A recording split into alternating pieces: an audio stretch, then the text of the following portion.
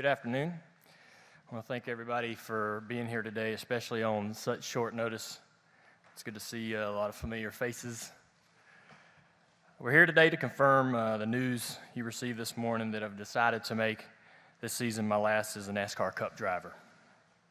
The response just in the last 6 hours from teammates, colleagues, and friends and fans has been incredibly overwhelming. So before I go any further, I just want to thank everybody for making me feel pretty incredible today. You're wondering why I reached this decision. It's really simple. I just wanted the opportunity to go out on my own terms. I wanted to honor my commitment to Rick, to my sponsors, to my team, and to the fans. I'll admit that having influence over my exit only became meaningful when it started to seem most unlikely. As you know, I missed a few races last year, and during that time I had to face the realization that my driving career may have already ended without me as so much getting a vote at the table. Of course, in life we're not promised a vote, and that's especially true in racing. But during my rehab, I was given something else that I wasn't accustomed to, and that was time. Time to understand what's important to me, time to realize the incredible support system I have in my wife, my team, and my doctors, and time to work like hell to wrestle back some semblance of say-so in this whole matter. And so that became my motivation, the opportunity to stand here at this podium to announce my choice rather than some fate that was decided for me. In that regard, the race car wasn't my goal. It was merely the vehicle that got me here today. Now, planning my exit this way gives me the chance to publicly thank those who made the last 18 years possible. First and foremost, Rick Hendrick. Without a shadow of a doubt, I think the toughest thing about this decision was having to tell you. I just didn't want to disappoint you. You mean so much to me. And so on March 29th, I drove over and had the conversation with him, and his response, he told me he loved me.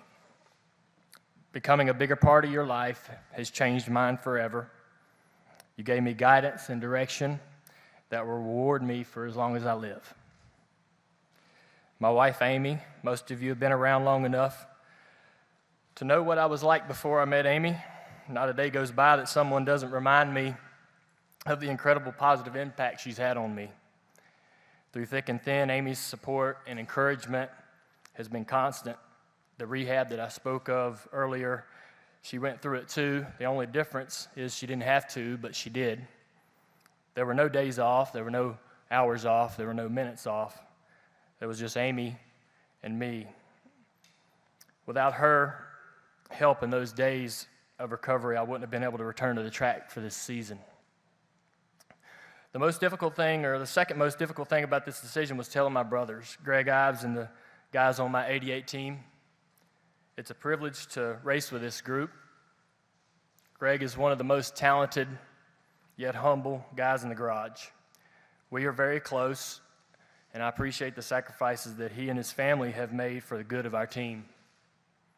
From my road crew to the pit crew to all the people in the 48-88 shop, I'm a better driver and a better person from my time with you guys. You've helped me mature and grow well beyond the racetrack. We love to work together, and I look forward to every single trip we have left on the schedule this season. Kelly Earnhardt Miller, I think if I were to sum up Kelly's life in one word, it'd be sacrifice. Y'all know the stories, and they're all true. She dropped out of one school to enroll in military school, where I was, because she was worried about me. She came to work for me even though it meant she'd have to take a massive pay cut, but she knew that I needed her. She didn't think twice about it.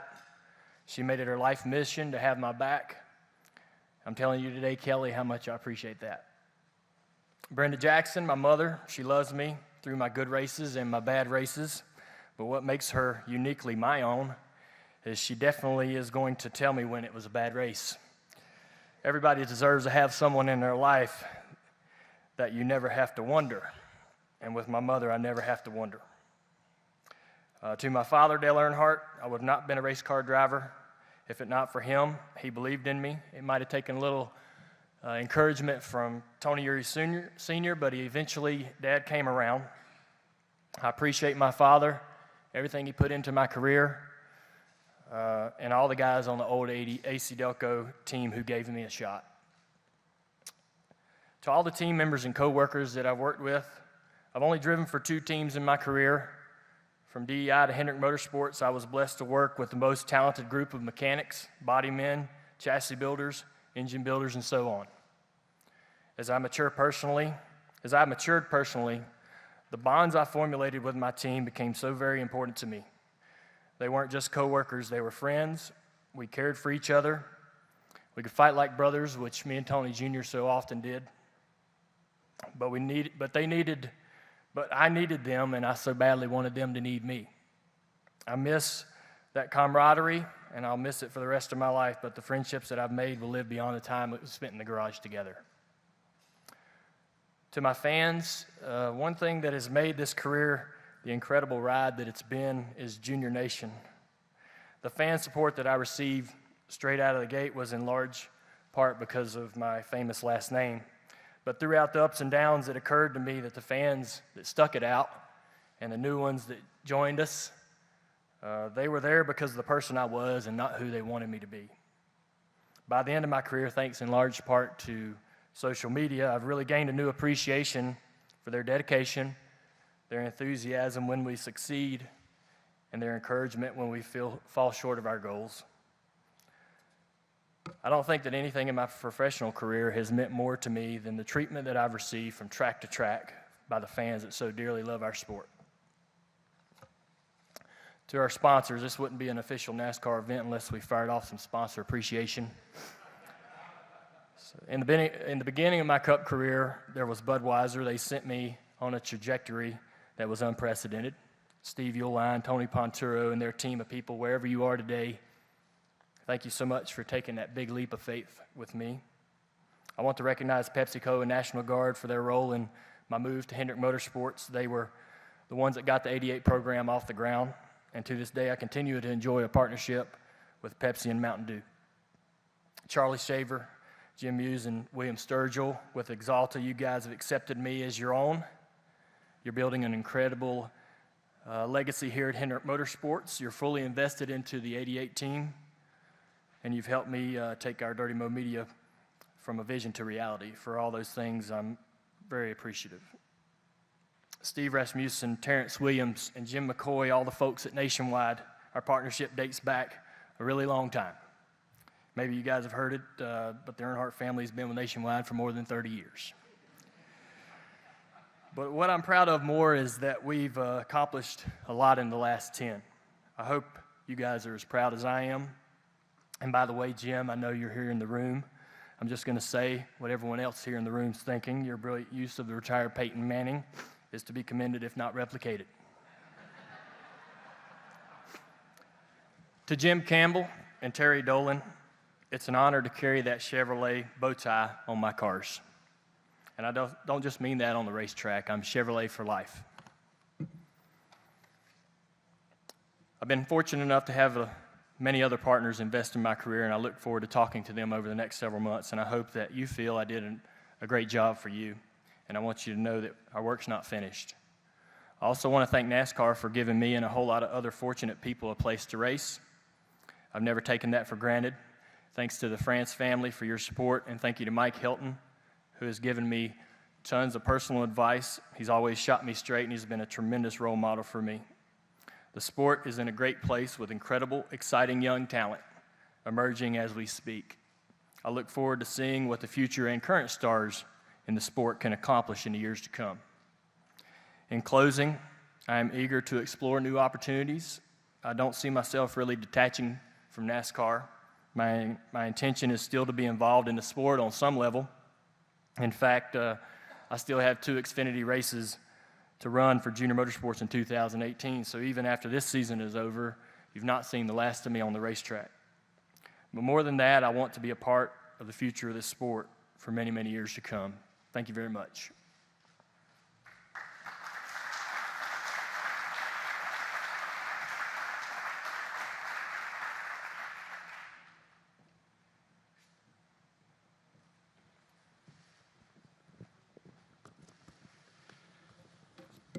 genuine. The one word I always think about when I think of Dale Jr., and I think we saw it there. We're going to take questions from folks here in the audience. There are a couple of folks that have microphones. Please raise your hand. You will be acknowledged. Make sure you have the microphone. We're being covered live by a number of media. But before we do that, Mr. H. wanted to first give you an opportunity to reflect on, over the past not quite a month since that conversation, your thoughts today. Well, you know, first of all, I want to make it clear that I wasn't the one that said we had to wear a suit. Because the first time we went somewhere, I had to get you put your shirt tail in. Today, you made me wear the suit. That's right. You know, a lot of things have changed. Well, first of all, Dale, Kelly, and his family, they're more to me than just a race car driver. He's like a son, and we've had, I don't know, for many, many years, a tremendous relationship. And I really appreciate what we've been able to do together. And I appreciate the kind of guy you are and what you've done for the sport, for NASCAR, for me personally, our company, the sponsors, and everyone. And to the person that I've talked to in the last few days, sponsors, all of our partners, the first thing they've said, we want what Dale wants. We want what's best for Dale. And you have delivered and given more than anybody I know. And I'm fortunate today because you and I've got a lot left to do. Dale wants to help me here at Motorsports. There's JRM bringing the young drivers along. And we're in the automobile business together. So I feel like I'm excited about the next chapter. And you deserve everything, all the awards, all of the accolades. There'll never be another Dale Earnhardt Jr. You're the one. But I'm just super excited and very appreciative of what you've done, for what you meant to me personally, and what you've done for our company, but most of all, what you mean in my life. Well, we'll take questions now from the audience. We'll start over here with Bob, and then Jim behind him, and then we'll go over here to Doug, and then we'll get to as many questions as we can. Bob Pocker, ESPN. For Dale, retirement decisions often come down to health, passion, or ability. Do you feel any of those are the primary reasons for this decision?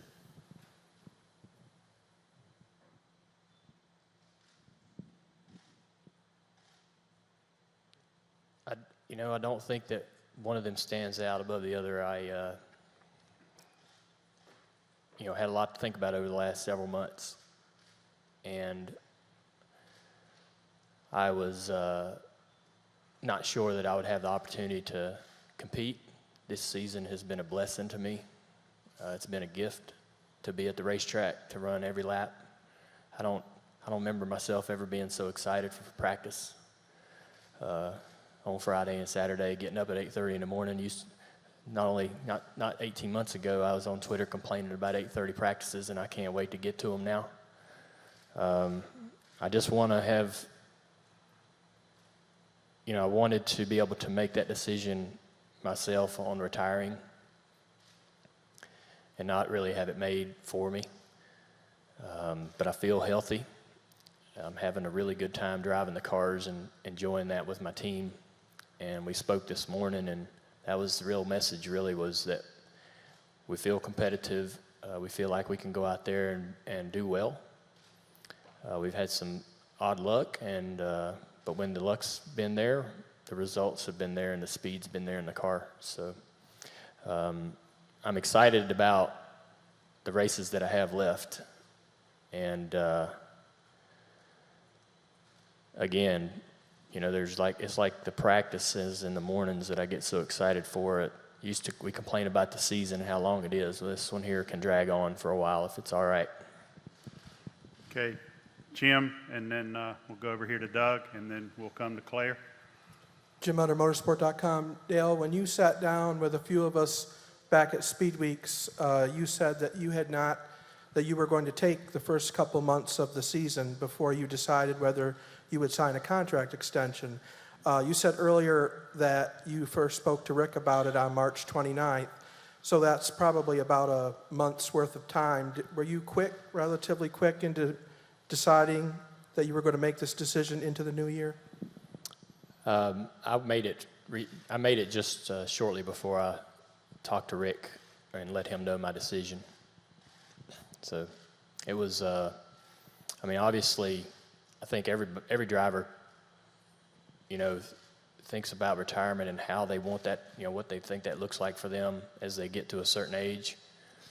But I wasn't, I wasn't really thinking about that too much over until the last couple of years. And once I started to realize how delicate things are and how quickly that can be made for you, it's something I had to start thinking about quite seriously. But as soon as I got my mind made up, I got in touch with Rick and told him that I had made my decision and that we should sit down and discuss. Okay, Doug? and then Doug we'll Rice, come- Performance Racing Network. Dale, you're sitting beside one of the most successful car owners in the history of motorsports. Should we be shocked somewhere down the line if you and Kelly decide to evolve Junior Motorsports into a cup-level team? Is that part of your scenario? Kelly's shaking her head no over here, so I'm going to have to we'll go with that. I'll be honest with you, I've often admired the work that it takes and the commitment that it takes, having been close to my family's business and obviously very close to Rick. I get to see just how much effort it takes that goes into it. Not only does Rick have to manage all of his automotive industry and empire, but this is a full-time job on itself. And I tell him all the time that he's old enough to start relaxing a little bit, but he won't listen. So he loves to win. He'd rather be in victory lane than fishing off the back of his boat, just barely. But that's how he is. And I really enjoy being in the Xfinity Series. There's a reward that I get of helping people achieve their goals and get to the next level.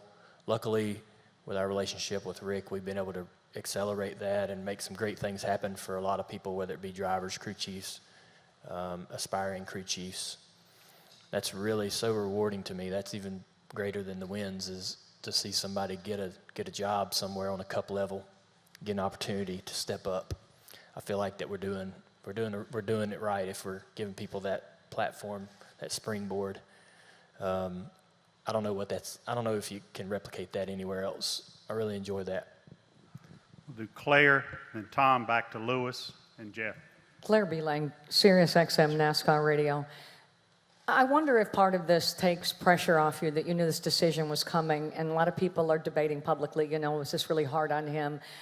Was he doing it because he felt the pressure to stay or to leave?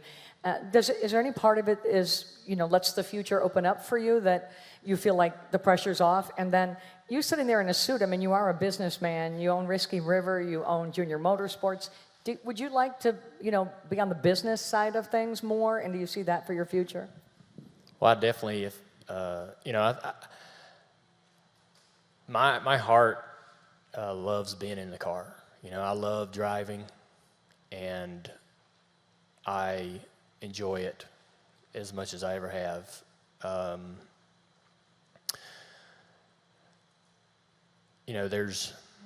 There's a lot about it that I really love and I love to do, and I think you guys see that when you're at the track. We all know, there's no fooling.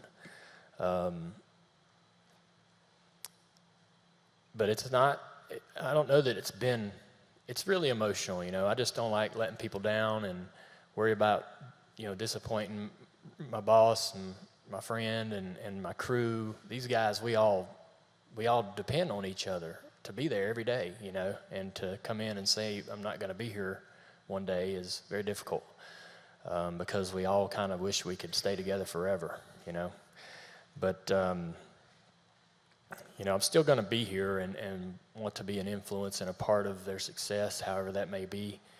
And I do have ambition to work. I'm not going to quit working. there's a feeling of being an asset to something. I don't have to be the guy holding the trophy, but being a part of that success, I really enjoy. I really enjoy making people happy, and doing stuff as a team. And I think I can replicate that in the next chapter of my life.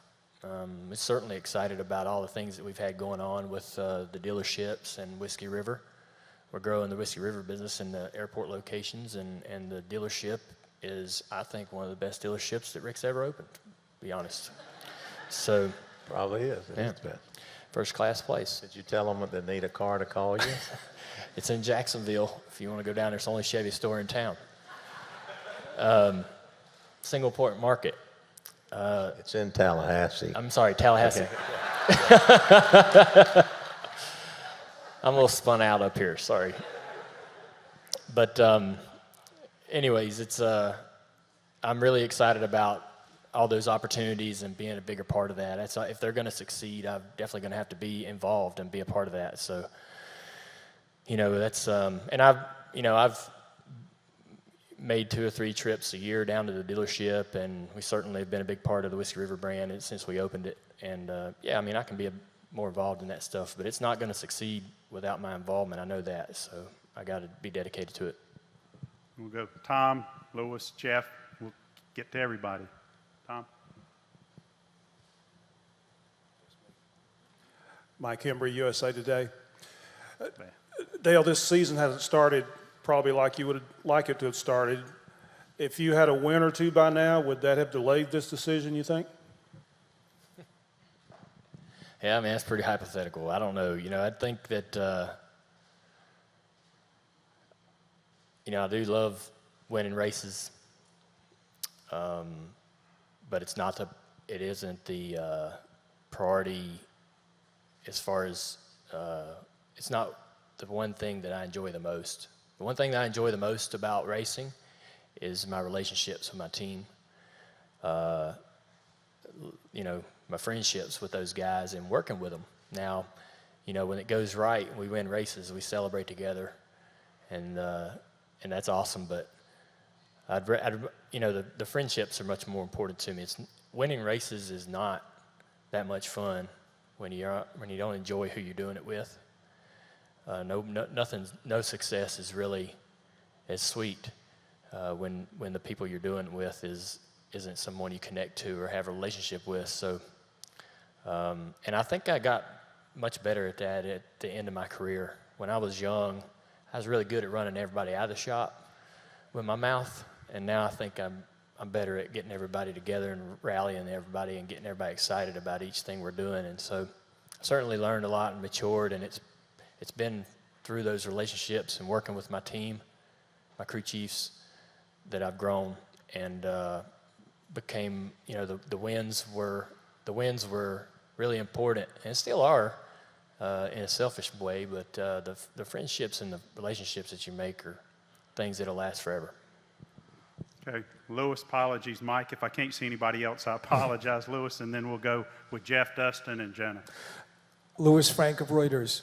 When you look at the big picture, the Daytona wins, the Cup wins, Xfinity wins, one day, though, people are going to remember that involuntarily you raised awareness of concussion treatment, and voluntarily you're doing some major things.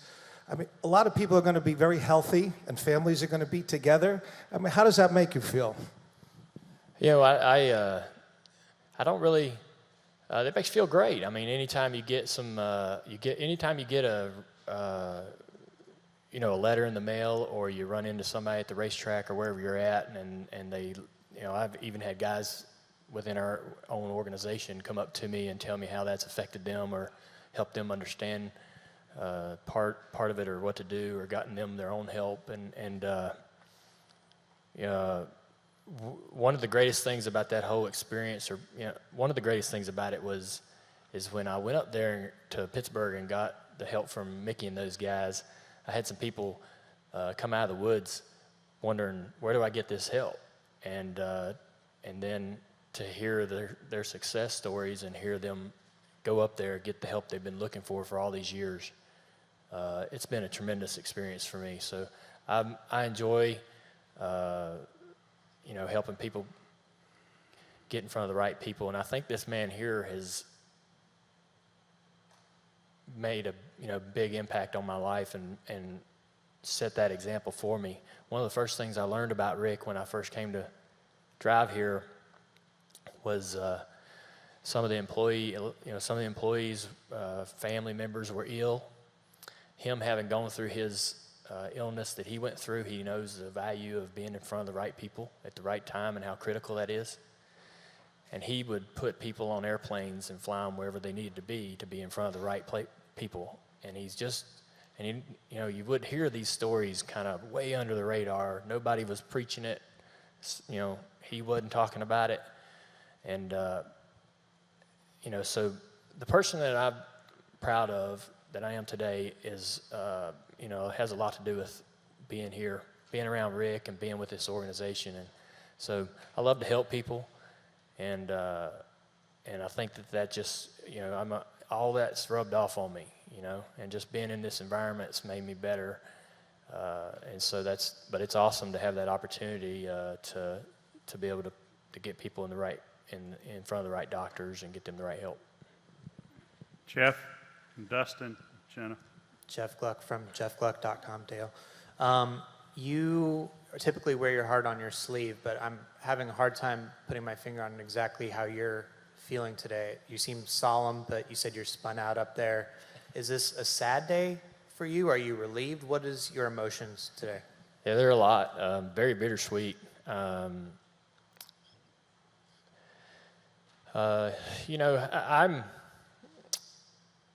It seems like I've told you guys this so many times, and so I hate to kind of rehash it over and over, but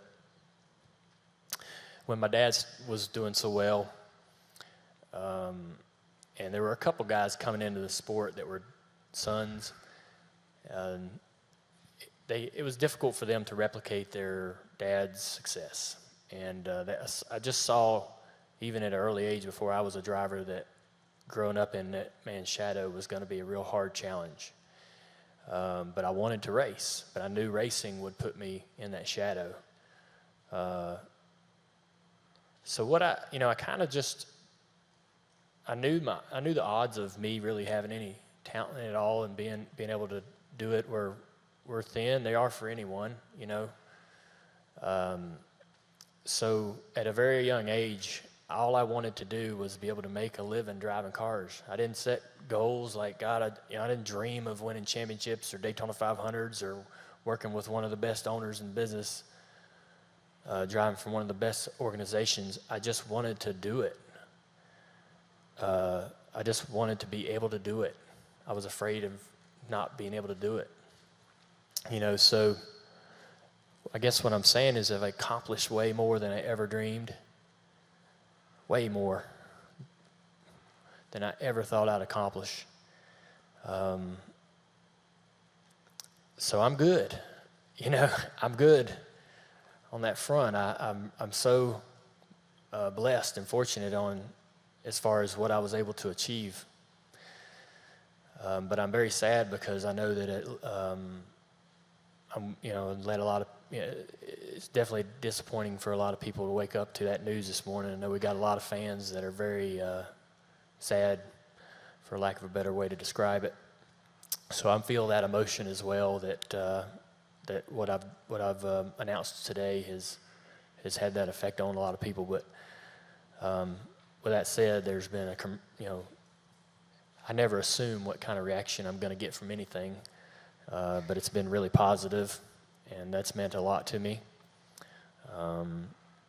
So yeah, there's been some tears. I think the hardest part, like I said, was telling Rick. I mean, me and him sit in the office and let it all hang out, and we said a lot of things to each other that I think we've both been wanting to say for a long time. You just never really sit down and get the chance to do it or give yourself time to do it. Everybody's so busy. So it's been a lot of emotion. At the same time, this isn't the end of the road. I mean, we got the rest of this year. I'm going to be in Richmond this weekend with my foot on the floor, going down the front straightaway, and this press conference will be a distant memory. So there's a lot of racing left that I'm excited about. So I'm going to be on a little bit of a roller coaster this week, but I'm expecting it to be business as usual in a few days. We'll do Dustin again, Jenna, Chris, and we'll keep going back and forth. Dustin and Jenna. Dustin Long, NBC Sports. Dale, you've almost made this sound like that this was a simple decision. You said you wanted to go out on your terms. But can you explain what you went through in the process of coming to this point, how you determined it? You just talked about tears. How often did you cry? Was it in Rick's office? Was it with Amy? How did it come to this point for you? Well, it's hard to really spell that out. Going through what we went through last year was a challenge. I felt, I was pretty sick at one point. Didn't think that I was going to get to race, and none of us were very confident that we were going to get to race again. I could tell that was a very difficult thing for Rick, and I knew it was not a very good situation for my team to be in. Even though they did a great job with their substitutes and finished out the season really, really strong. It was really hard to watch all that happen, knowing that that I had an effect on all that and felt a little bit responsible for it. But they picked up and got through it. They've done it before. This isn't uncharted territory for Rick at all. But and I don't think we went going through that process. There was just a lot of ups and downs, and I knew when I got healthy that I'd want to get back in the car. And once I started feeling like I got to race again, was talking to my docs. What do you think? I really kind of want to do this. It became about going to Rick and saying I really want to honor my contract, and I want to come back for me to know that I did it and got healthy again. I want to make this decision on my own and not have it made for me. And so it's just a really long period of time and a lot of emotion in that period. You think you're out of the car, there's crying at that point. You get healthy, you're excited. I'm excited to be back in the car now and happy. But it's a bit of sadness to make the decision to retire, but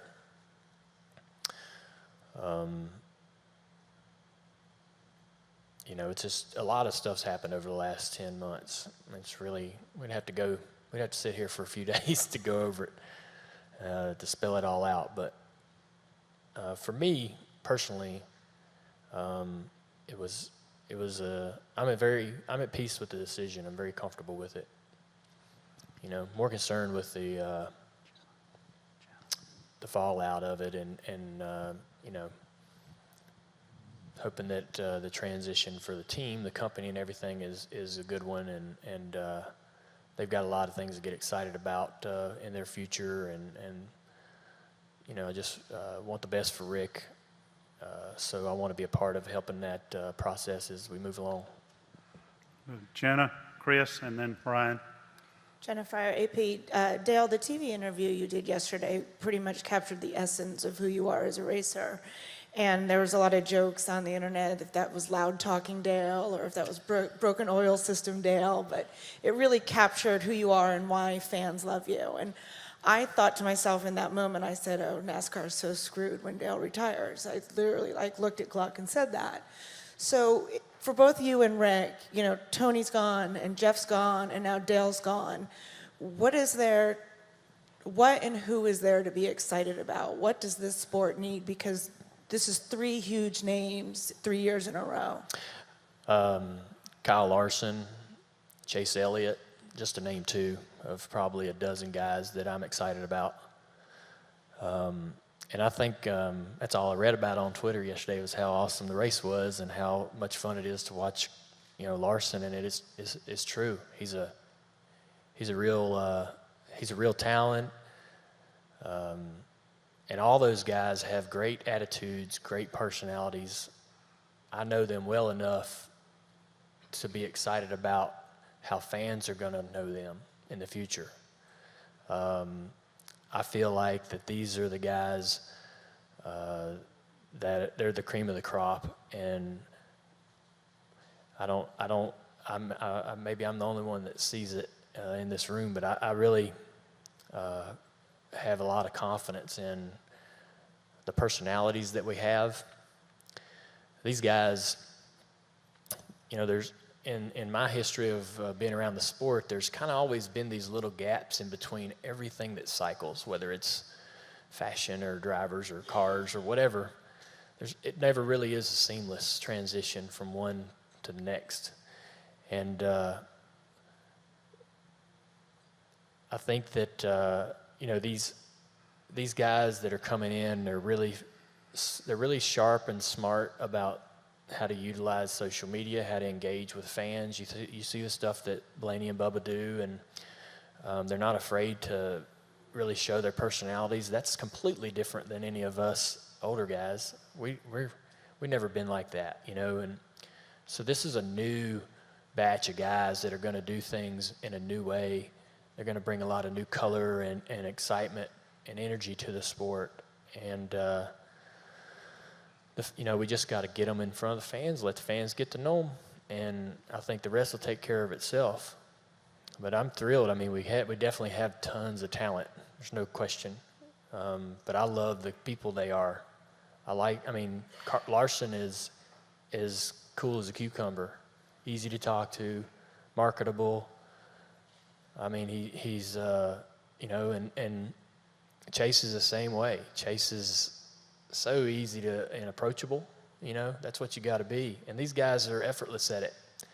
So once they start to, pick it up and understand like the power of what they have at their fingertips, the sky's the limit for NASCAR. I'm super excited about the future.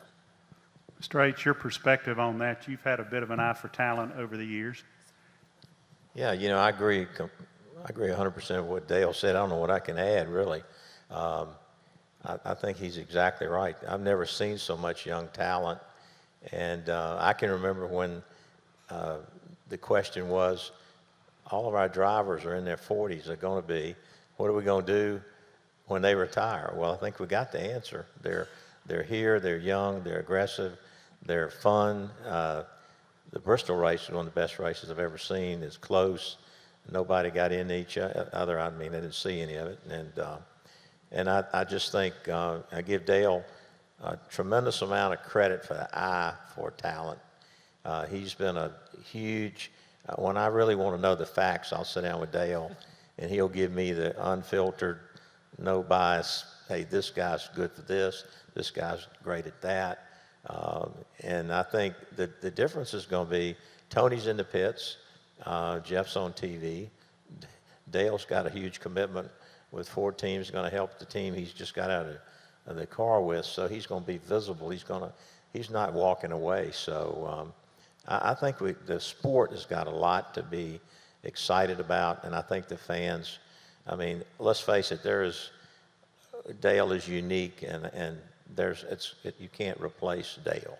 I mean, he's got just so many just wonderful traits from his personality, the way he cares about people, cares about everything he does, and that's why so many people are attached to him.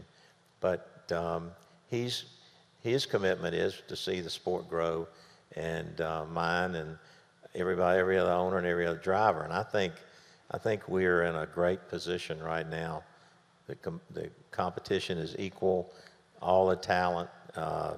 So again, I'm excited about the second chapter in his life because we're going to do a lot of it together. But he also is going to still be in and around and visible in the sport and help tap these young guys on the shoulder and really tutor them and tell them, what they're doing wrong, what they could do better, how to, because he's been through all those cycles of life. No one in the garage could be any better than Dale Earnhardt to mentor these guys because he's been through all the different stages, and every one of them look up to him. So, I think we're in a good place. I'm excited about the future and looking forward to again him helping me in a lot of different areas working together.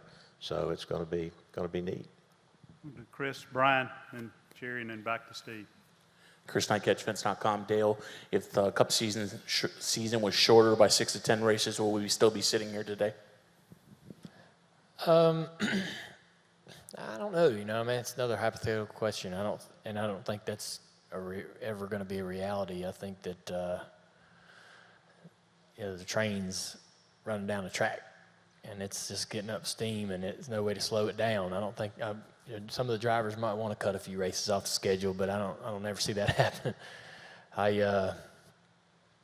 Like I said, I kind of want this season to drag just a little, just so we make sure we get everything we can out of it.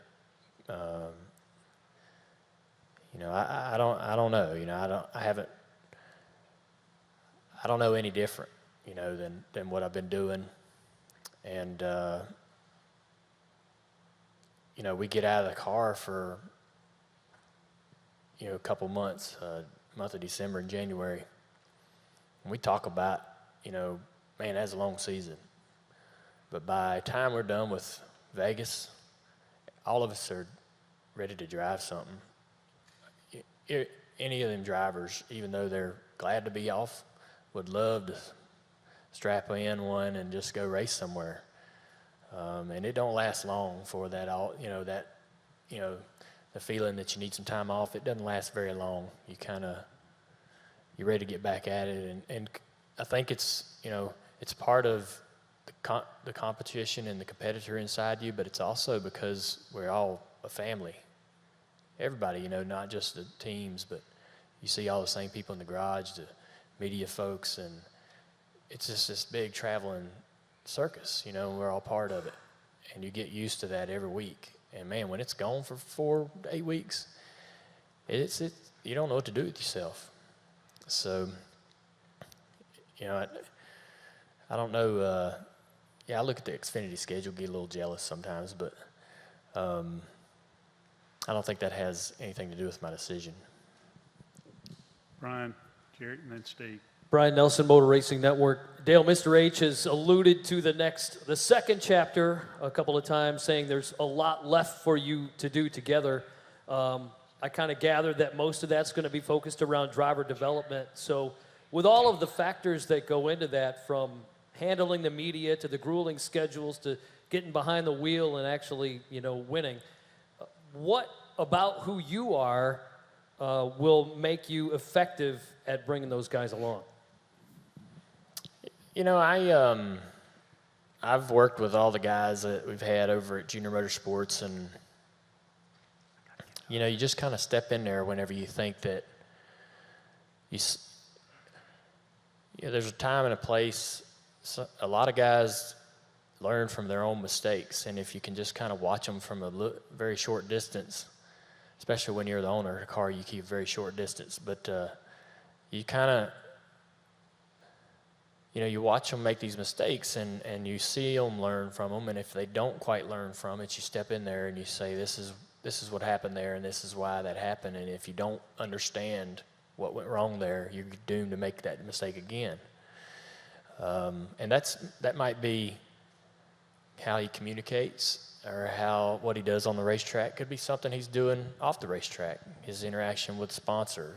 You just handle it really at a case-by-case basis, and every guy accepts that criticism a little differently, so the delivery is really important. Some guys want you to come marching in, banging your fist on the table. Other guys want you to put your arm around them and play some basketball and talk it out. But I enjoy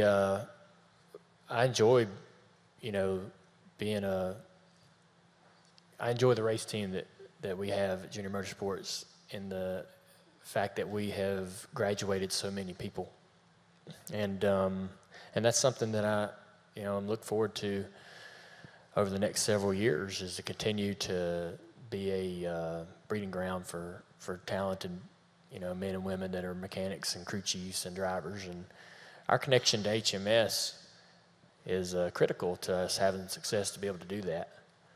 But we've worked really hard to where we're both assets for each other.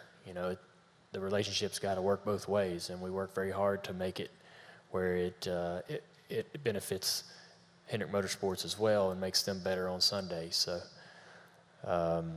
and we intend to keep that going. Jerry Jordan, KickingTheTires.net and PRN. Dale, you made this decision nearly a month ago. How have you waffled back and forth? Has there been an internal struggle for you since doing that? And Mr. Hendrick, have you tried to convince him to change his mind? It's not been I've never woke up since I talked to Rick and had a change of heart. It just, I think I wouldn't do that to Rick for one. I wasn't going to him until I was 100% certain that this was what I wanted to do. So, and he knows me well enough. So, yeah, when I made the decision, it's been easy to stick to it. Steve, Caitlin, then Alan.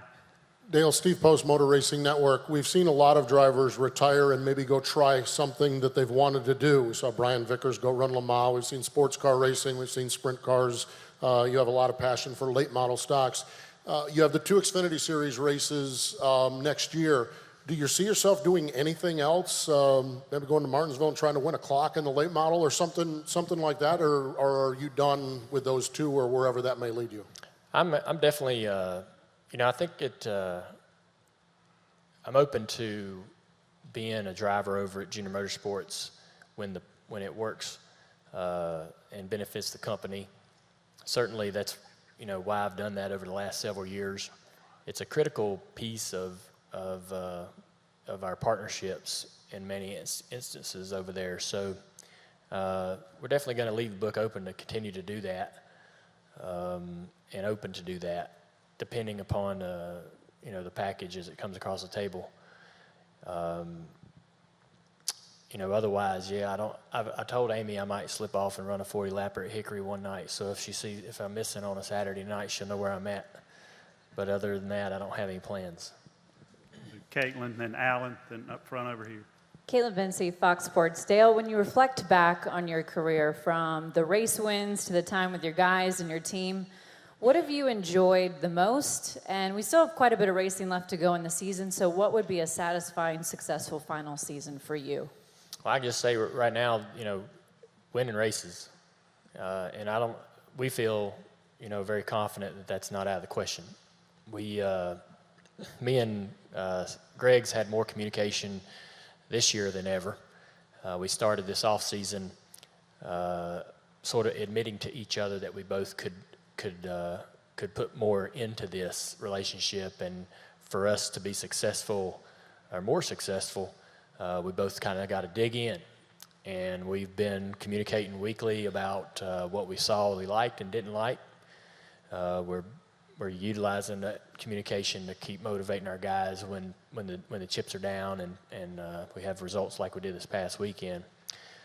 But as positive as me and Greg are, that kind of trickles down the rest of the team, and those guys are fired up. And especially after today and just talking to them this morning, we definitely have we have a lot of urgency to go out there and try to make some things happen this year, which makes me feel good, So yeah, to get some wins. Obviously, if we win a few races, we make the chase and we get a chance to run for the championship. So all that stuff one thing leads to another. And what do I look back and what am I most proud of?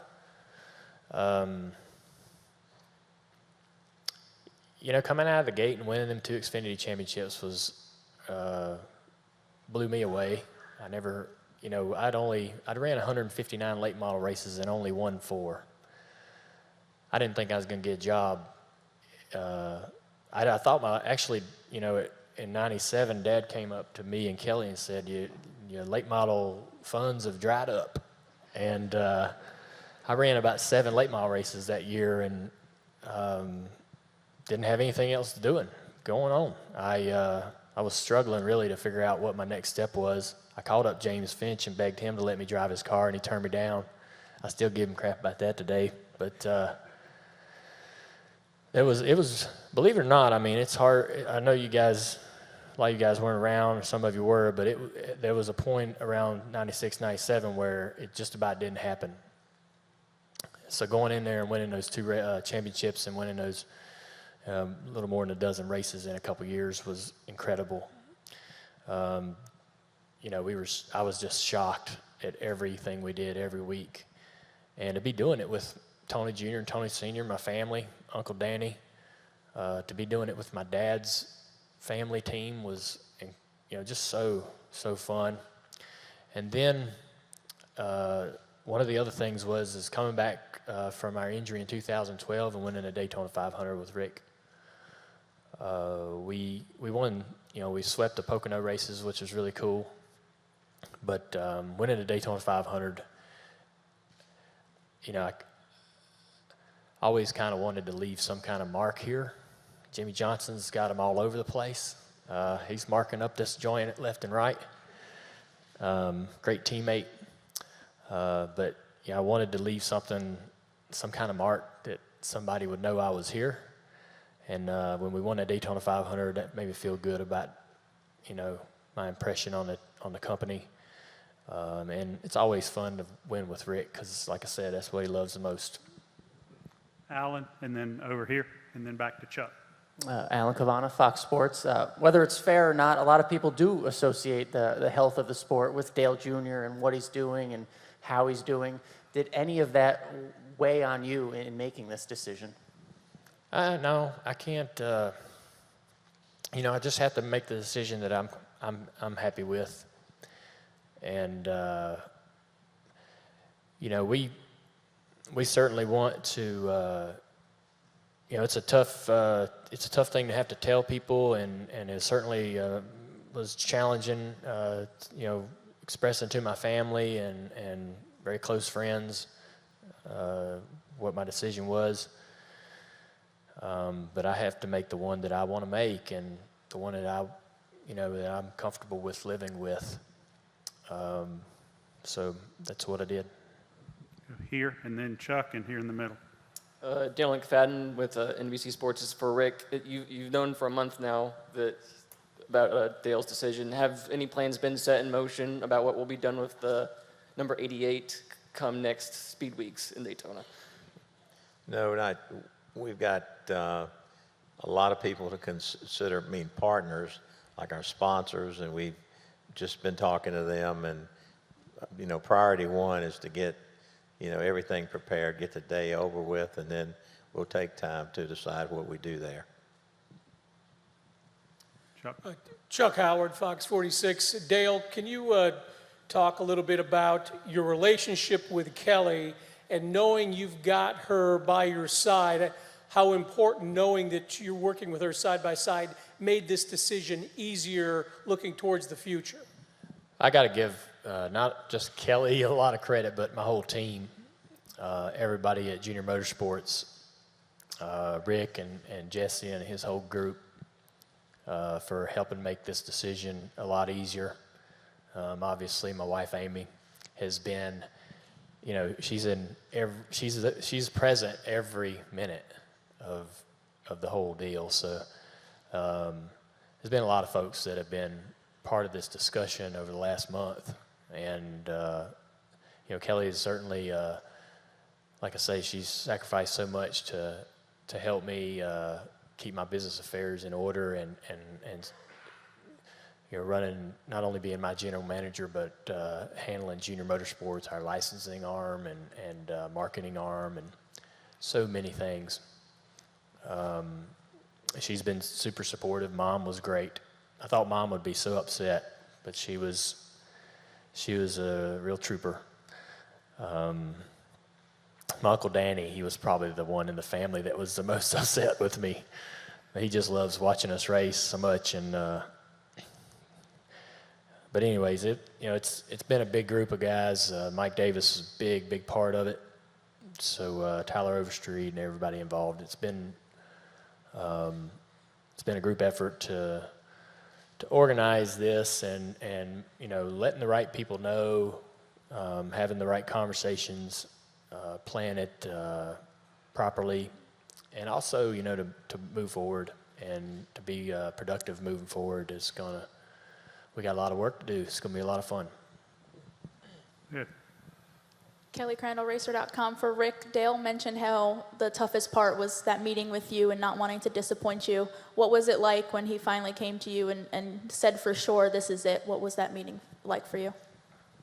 Well, you know, normally when there was, we just extended, I get a call from Kelly saying, get the paperwork ready.